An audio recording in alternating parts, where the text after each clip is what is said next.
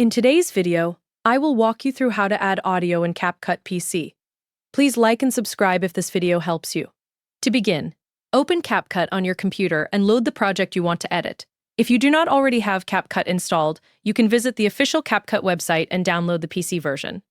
Audio plays a huge role in making videos feel more engaging because it helps improve pacing, emotion, and the overall viewing experience. Whether you are adding background music, sound effects, or voiceovers, CapCut gives you multiple ways to work with audio directly inside the editor. One of the easiest methods is using the built-in music library. To do this, head over to the top left section and click on Audio. Inside this section, you will find a collection of music tracks that can be added directly into your project. Browse through the available songs and choose one that matches the style and mood of your video. Once you find a track you want to use, click Download and then press the plus button to add it to your timeline.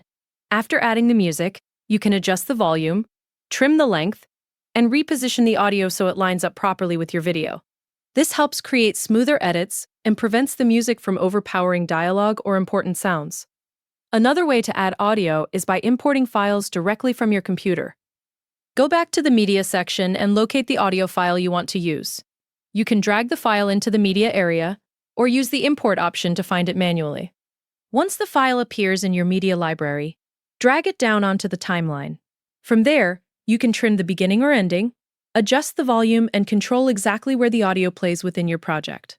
This method works well for custom music, downloaded sound effects, podcasts, or external recordings.